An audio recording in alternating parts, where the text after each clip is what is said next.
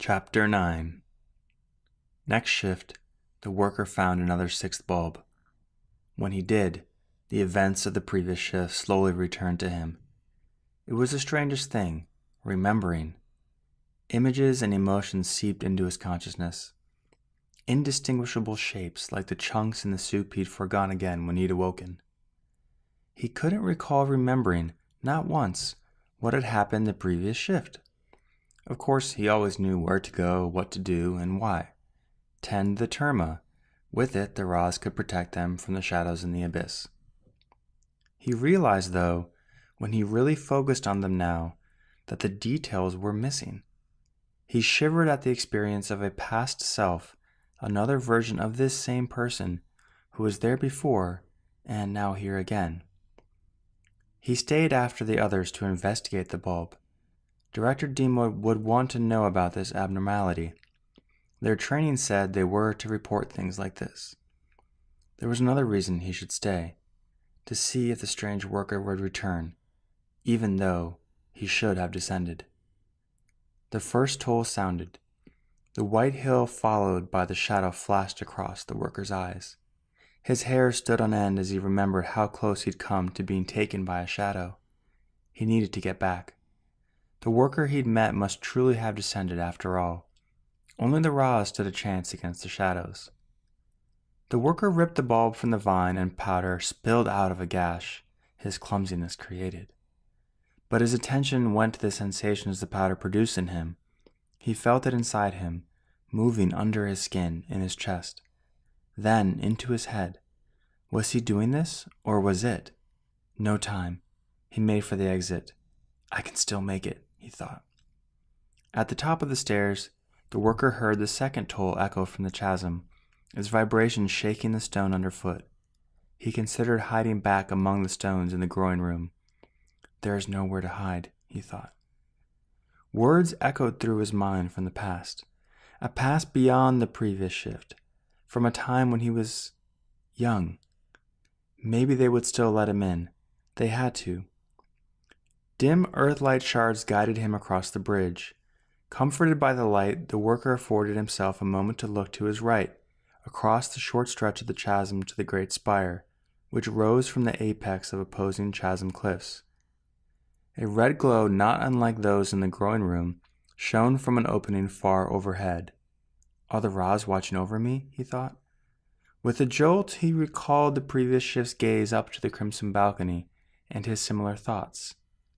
Behind him then came a sound, like the noisy sleepers in the alcoves adjacent to his, a wheezing snore followed by a hiss.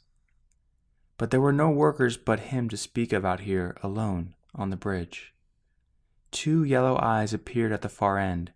The worker froze. The shadow growled. The sound was like a cruel version of their soup bowls harshly stacked by the cleaning worker. If you were behind me, how did you get over there? He thought. When he made to retreat, though, a second set of yellow eyes waited. Nowhere to hide and nowhere to run. He backpedaled toward the center of the bridge, away from the nearer set of eyes. Two sets of hisses whispered menacingly. The nearer pair of eyes entered the first Earthlight's dim aura. Carrying these eyes was a four-legged lizard, black as the abyss and half the worker's height. Lengthwise, twice. Its forked tongue sliced through the air. Another hiss. Its hexagonal scales now sketched a pattern of light. The worker stole a glance behind him to the other, and its scales too drew a pattern, then faded again to black. The worker had only one disturbing guess. They were talking. And one premonition. I am about to descend. A childhood memory sprung into consciousness. The selection. On his back in a ring of stones, he was being pummeled in the face by a larger boy. Like a beetle flipped on his back, he'd squirmed out of the ring. Since then, he was on track to become a grower. But that stint would be over soon. The first giant lizard lunged toward him, springing from its hind legs.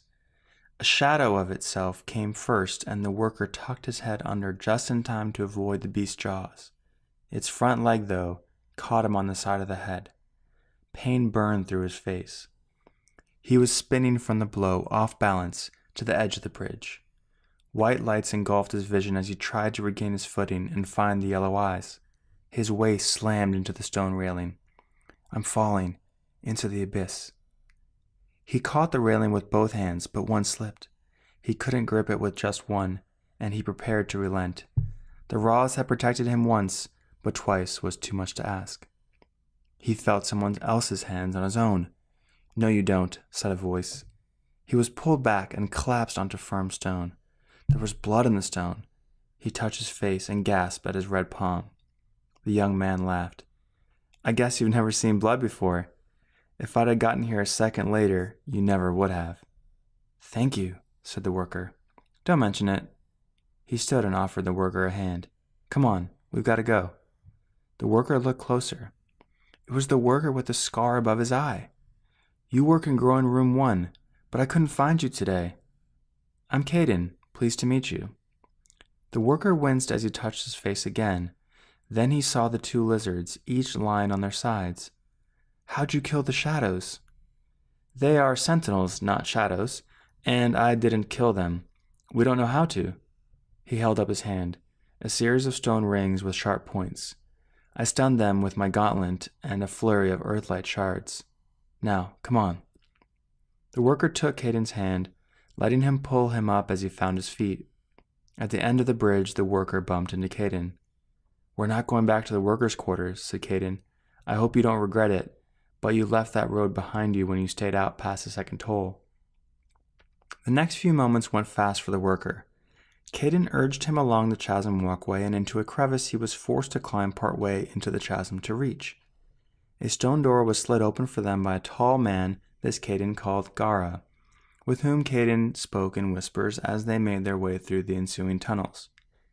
Into another unseen crack and through a crawlspace. A cramped stone stairwell. Then light so strong the worker had to shield his eyes. And voices, but they stopped when they saw him. So you've made it then, said an old man, struggling to push himself out of his stool. His hands were on a black stone table. The small cave around them was mostly bare besides the shards of earthlight, blues and greens. A colony of glowworms lit the far corner, where a cluster of termavines climbed and cross-hatched the jagged stone. Stun 2 of them to get him out, said Caden. The man limped over to the worker. He rested strong hands on the worker's shoulders. We're glad you're here, said the man, his eyes taking on an alluring green below those deep crevice-like wrinkles. My name is Rahz. Me too, said the worker. I owe my life to Caden. I would have descended. There was noise in the stairwell behind. The worker turned, expecting the worst. Instead, 2 women and a man entered wearing expressions not unlike the worker's peer had the previous shift when he'd miraculously come through the stone door. We were watching from the lookouts, said a man with hair around his lips and chin but nowhere else. We are glad to see you. Caden took a big risk to save you, you know. The words sprang from him like irritated termavines. There were actually 2 more sentinels joining from the east bank if you guys weren't quick enough, said one of the women. Dark brown hair brushed lightly against her slate-colored shirt, which fastened in 2 knots across her chest. That's Mav, Marin, and Belle, said Rahz. They are all part of Haven. They were watching over you tonight, just as Caden and Gara were. Watching over me? And the Rahz? Why weren't they doing likewise? He thought. Sharp claws on those feet, said Caden, tapping the scar, and sharper teeth. He held up his 4-fingered hand. Doesn't look like you fared too much better, though. The worker felt the dry blood on his cheek, then moved his hand to the still oozing wound, feeling pain as he did. We do try to avoid them, said Rahz, glaring at Caden. If I'd been quicker, said Caden, I could have distracted the sentinels from even attacking you, but I haven't fought them in a while. None of us have lately, said Rahz, but it isn't easy to get out of the system without a scratch. And yet you avoided fatal injury, said Caden, as if you knew where the sentinel would attack. The worker realized he had dodged the lizard much like he had evaded the brunt of Director Dima's blow. He had seen the claw coming before it actually did. Feeling a hand lightly squeeze his shoulder, The worker noticed Rahz had held it even as the worker had turned to meet the newcomers. "We'll have to get you bandaged," said Rahz, eyeing the worker's bloodied face. Marin took this as a cue, passing through the room to a hallway beyond. "Why don't we sit a moment?" said Rahz. He pulled the worker kindly toward the obsidian table, offered him a stool. He started to notice the gray lines etched into the smooth surface, but the others joining him drew his attention, and he took a moment to study them. Caden, the lost worker; Gara, the taller partner in rescuing; Marin, light hair like the termavine, small nose, and a hopeful smile; and Belle, brown hair on bare shoulders. She had said little, but now hugged Caden from behind before sitting. Rahz, their apparent leader, now spoke. "This is Haven," said Rahz, gesturing around the table and the small cavern. "We help people like you, the curious and the rebellious, survive in this underground city outside the established system of the Rahz. How'd you make this place?" "With tools." He nodded to Gara, who produced a stone hammer. Then he drew the worker's eyes. "And anger." Marin returned. "You and your anger," said Marin, laughing lightly. She brought out a cloth which stung to the touch. Her lips formed a frown. "Stitches, Rahz." "Just wrap him up for now. You and Mav can fix him up in the morning." Mav, the man with the goatee, smiled. "Don't worry, I've stitched people up before." "What do you mean, fix me up?" asked the worker to Rahz, trying to touch his cuts but finding them wrapped by a cloth. Marin continued circling his head and face with the bandage, eventually covering his right eye. "It's time to rest, son," said Rahz. "Answers are coming." Marin led the worker by the arm out the main room along a roughly carved corridor. Vines ran along the walls here too. A red pitcher plant the size of his fist waited idly until a glowfly deigned to snatch its nectar. It pounced and the glowfly was reduced to a droning like a muffled snore. Marin saw him eyeing them. "Each of us has added our own touches over the years." "What is a year?" "A long time." She paused. "Well, not that long.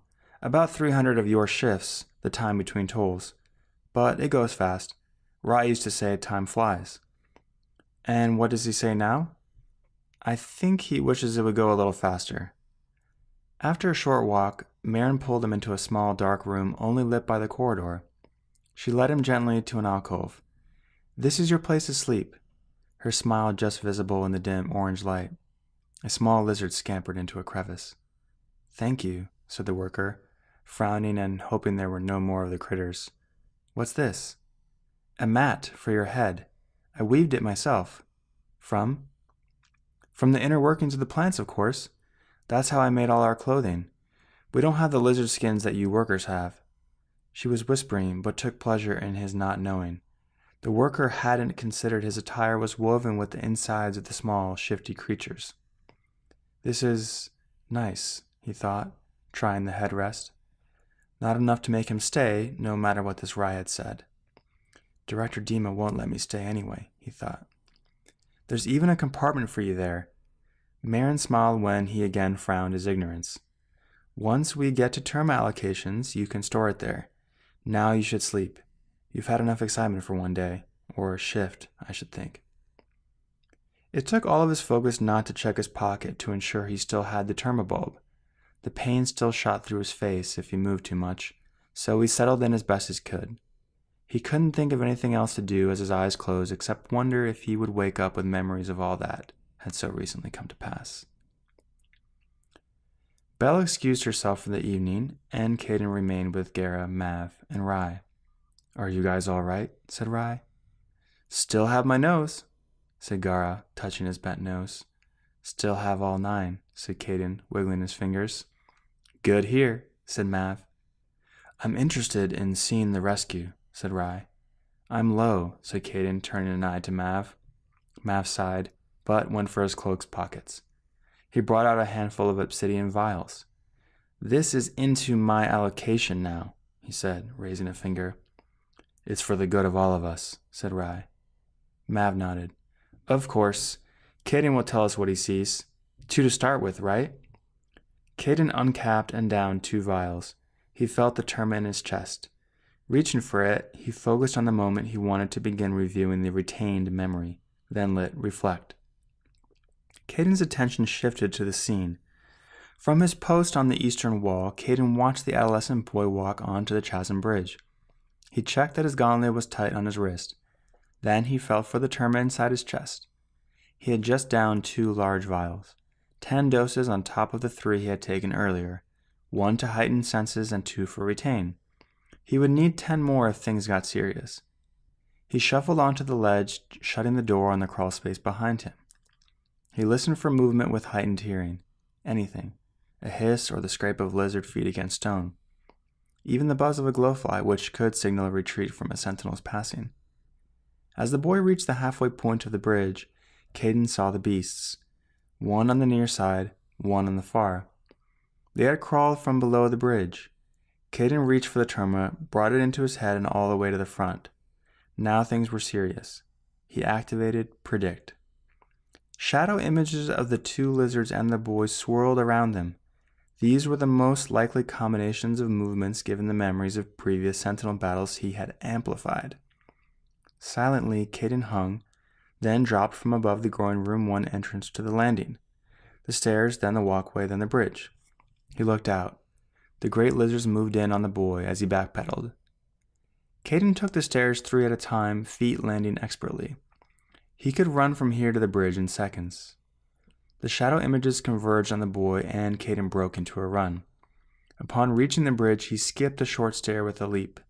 The sentinel lunged for the boy's face, but he ducked, mostly avoiding the monster. Caden met the second sentinel as it lunged for the boy, his gauntlet striking it on the unprotected underside of its jaw. The second sentinel, which had just swiped the boy, turned. Caden watched the boy's shadow images teetering off balance toward the edge of the bridge. In that moment, the sentinel's shadows shifted their attention to Caden.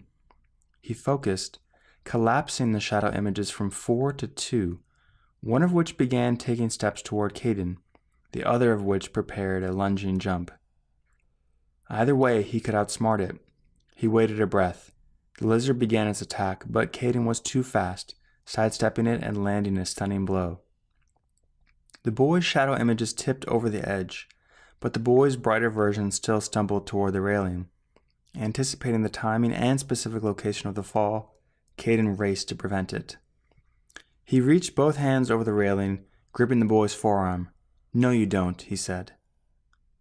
Back in the main room, Rai, Gara, and Mav watched Caden reflect. Apart from slight twitches, grimaces, or eyebrow raises, he remained still. Eventually, Caden opened his eyes.